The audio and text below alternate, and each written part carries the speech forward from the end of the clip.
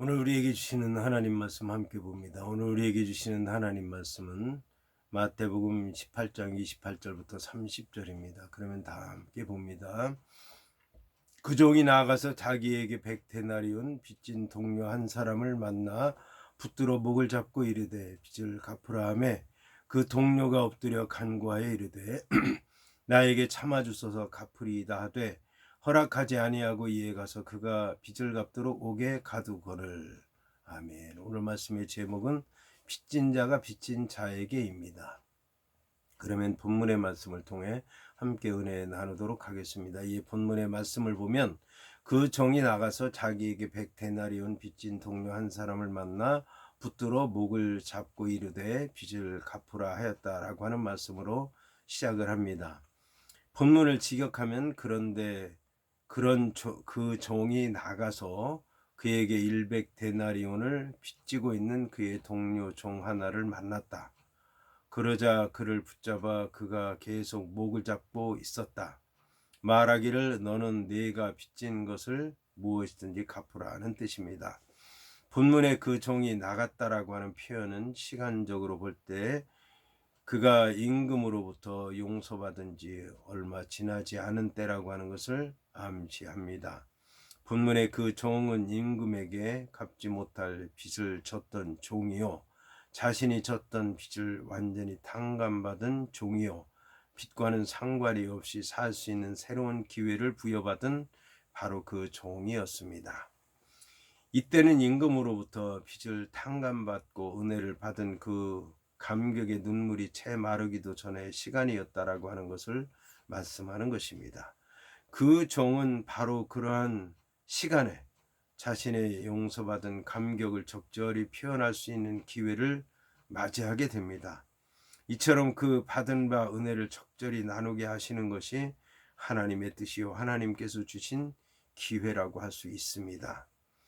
본문의 100데나리온과 관련해서 예수님 당시에 한 데나리온은 보병이나 일반 노동자의 하루 품삯에 해당하는 화폐 단위로서 6천분의 1 달란트에 해당합니다. 따라서 100데나리온은 1만 달란트의 60만 분의 1에 불과한 것이고 참으로 계산할 가치도 없는 작은 금액이었습니다.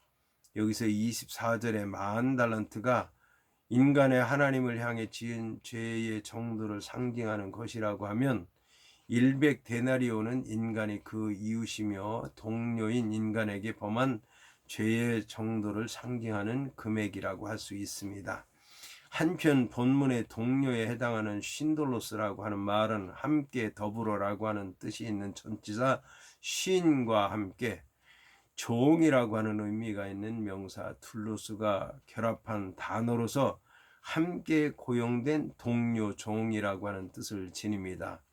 이것은 채권자와 채무자가 서로 동료 관계에 있다는 것을 말하는 것입니다. 본문에서는 동일한 사람 밑에서 봉사하는 자라는 의미로 쓰였습니다. 따라서 이 두 사람은 한 임금 앞에서 같이 일하는 사람이고 서로의 사정을 잘 알 수 있는 동료이며 빚을 지기는 했지만 그렇게 그 빚이 두 사람의 관계를 뒤집어 놓을 수 있는 그런 관계에 있는 사람은 아니었다는 것을 얘기하는 것입니다. 여기서 붙든다라고 하는 말에 해당하는 헬라어 크레테우라고 하는 말은 힘이라든지 강력함이라고 하는 뜻이 있는 명사 크라토스에서 유래해서 힘으로 억제한다, 체포한다라고 하는 뜻을 지닙니다.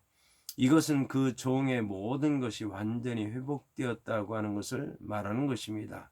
그리고 목을 잡았다는 말에 해당하는 푸니고에서 나온 말로서 그의 목을 조르기 시작했다, 숨이 막히게 했다라고 하는 뜻입니다. 이 단어는 거라사에서 귀신이 돼지 2,000마리 안에 들어가자 그 돼지들이 모두 바다에 빠져 몰사하는 것을 나타낼 때 사용되었습니다. 이것은 실제로 얼마 안 되는 대수롭지 않은 금액을 빚진 같은 처지에 있는 동료를 대하는 탕감받은 종의 난폭하고도 매정하며 거만한 성격과 태도를 잘 표현해 주고 있는 말입니다. 이러한 태도는 26절에 엎드려 절하면서 자비를 구하던 자세와는 완전히 다른 모습입니다. 따라서 이 종에게서 우리는 강한 자에게는 약하고 약한 자에게는 강한 인간의 일반적인 속성을 볼 수가 있습니다. 한편 당시의 로마법에 의하면 채권자는 법정에서 채무자의 목을 잡고 끌고 갈 수 있었다고 합니다.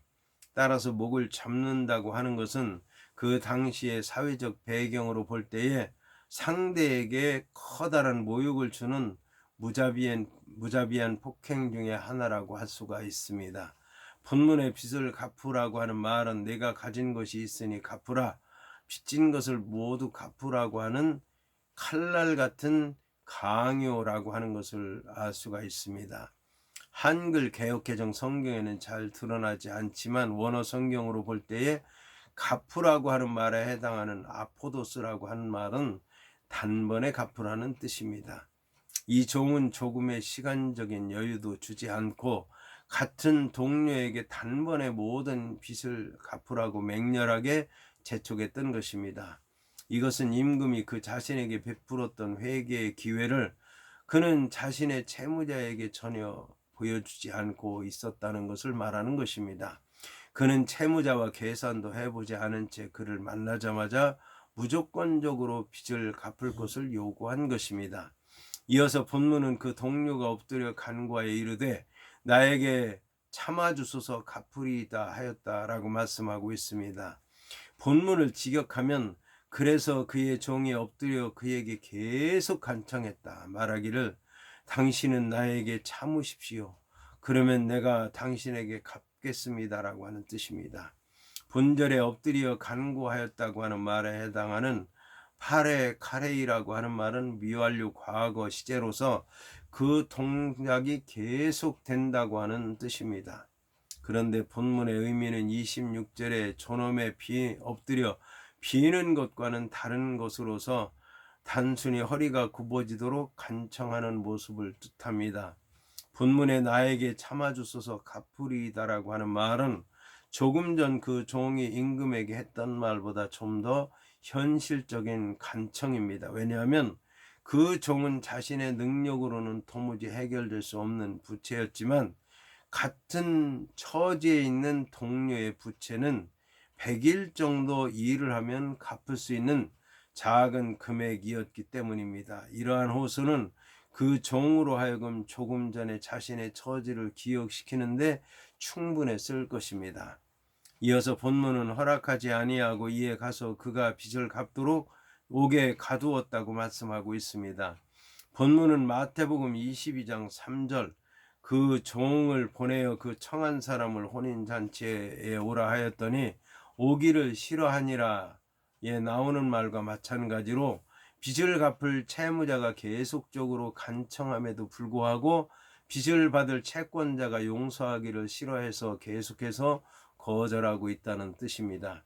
이것은 불쌍히 여겨 그 많은 빚을 모두 탕감하여 준 임금에 비해서 그 종의 마음이 얼마나 강팍하고 완고하고 거칠었는가에 대해서 잘 말하고 있습니다. 특별히 허락한다고 하는 뜻을 지닌 헬라어 델로라고 하는 말은 사랑한다라고 하는 뜻을 내포한 단어로서 사랑하는 마음이 있을 때에만 비로소 상대방의 하찮은 청이라도 들어줄 수 있다고 하는 것을 말합니다.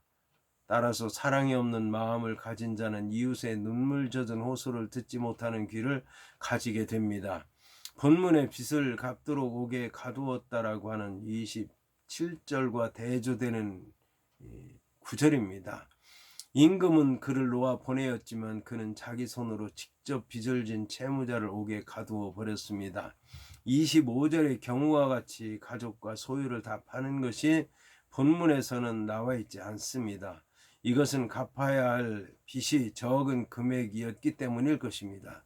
그 대신 이 경우에는 돈을 지급할 때까지 사람을 구속하는 일이 언급되었는데 고대 사회에서는 빚으로 인해서 사람을 투옥시키는 일이 흔한 일이었습니다.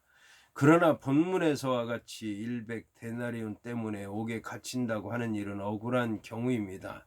왜냐하면 아주 싼 값에 팔리는 노예라고 할지라도 그 당시에는 500데나리온에 팔렸기 때문에 그의 빚보다 더 많은 액수로 사람을 파는 일이 불법이었던 것처럼 100데나리온 빚을 졌다고 해서 사람을 구속하는 일은 잘못됐기 때문입니다. 더구나 임금에게 빚을 갚을 기간의 연장을 요청했던 그 사람이 자신의 채무자의 집을 기한 연장을 거절했을 뿐만 아니라 구속시켜 버렸다고 하는 것은 그가 얼마나 가혹한 사람인가라고 하는 것을 알 수 있는 것입니다.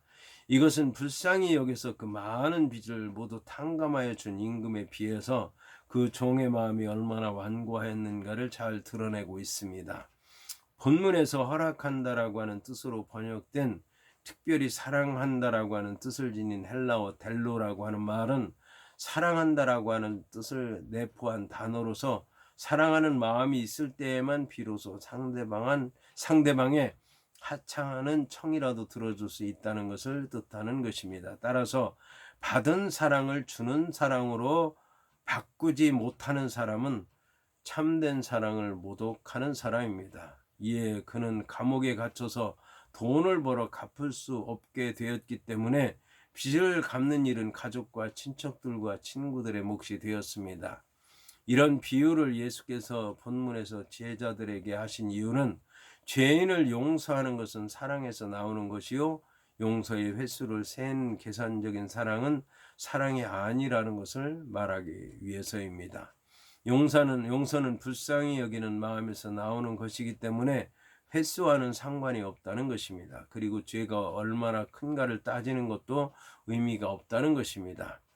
여기서 우리는 예수께서 우리를 향하신 사랑이 얼마나 큰지를 알아야 할 것이며 우리가 사람들에게 어떤 사랑을 베풀어야 하는지도 잘 알 수 있는 것입니다.